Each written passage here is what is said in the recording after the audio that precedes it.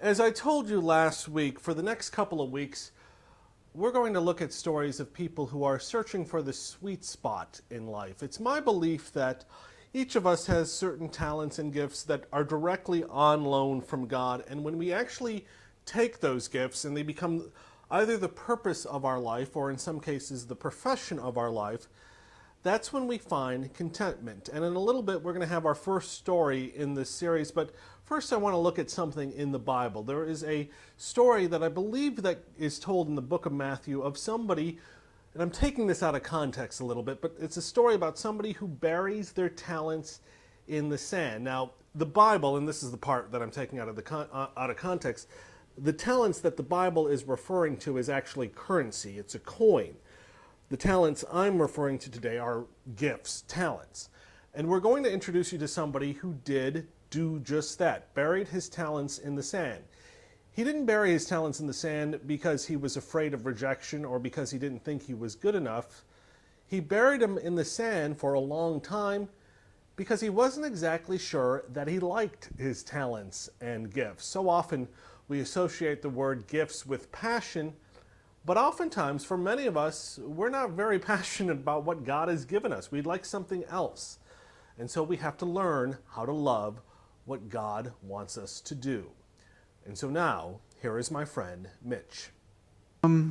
I used to draw as a kid, and I knew I was pretty good. I didn't think anything really of it, though. It's late at the Henderson home. The two boys and one girl have gone off to bed. So too is the wife. And so it's time for my friend Mitch to start working on what he calls his second job. I'm working on the dog now, just because I have more confidence with how that will turn out. And so I want to build my confidence as I kind of work through it. Look at his eyes. They are constantly darting from one side of the desk to the other. Mitch is trying to recreate this picture of a guy and his dog on a white sheet of paper using only pencils. It will take a long time, maybe 15 to 20 hours, but he is very good. The thing is, for a long time, he didn't enjoy doing this. I used to tell people that I liked it, but I didn't love it.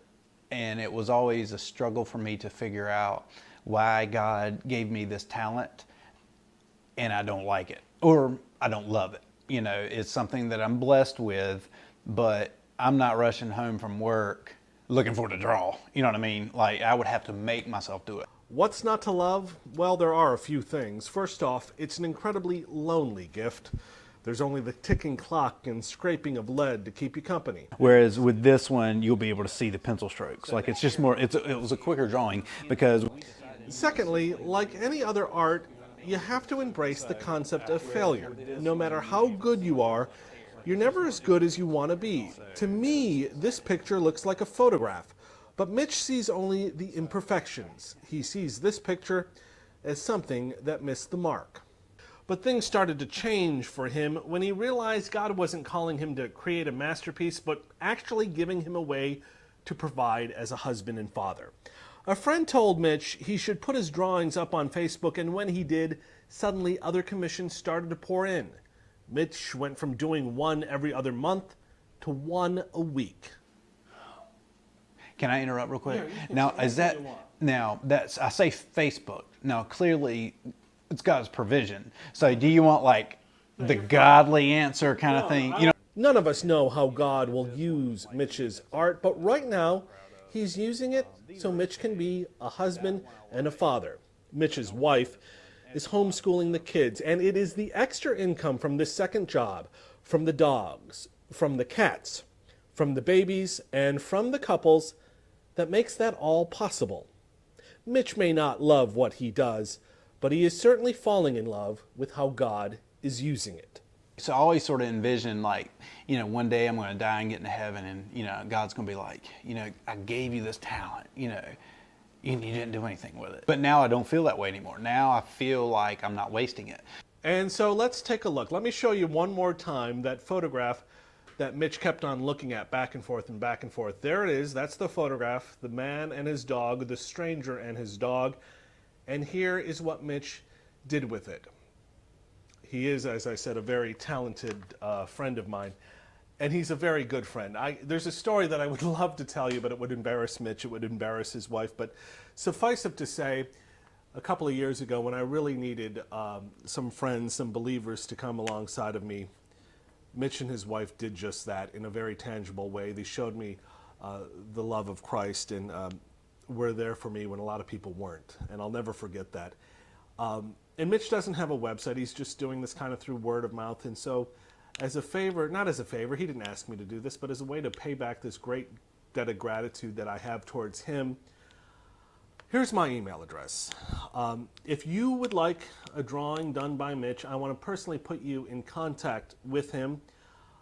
There it is. Send me a note, and I'll pass your contact information on to Mitchell. All you have to do is provide him with a photograph, and that will be enough for you to get one of his drawings. His friendship has meant a great deal for me. I've asked before that you share these stories on your Facebook page as a way to promote our ministry, and I'm asking you to share them today as a way for you to promote what Mitch is doing. Next week, we're going to take a look at somebody who is doing it. If Mitch is doing this on the side, we're going to take a look at somebody who is doing it full-time. But there is sometimes a compromise to your gifts. We'll explore that through the lens of my friend Benny Hill, who's an incredible saxophone player here in town. I'm Doug Wahl in Wilmington, North Carolina. God bless.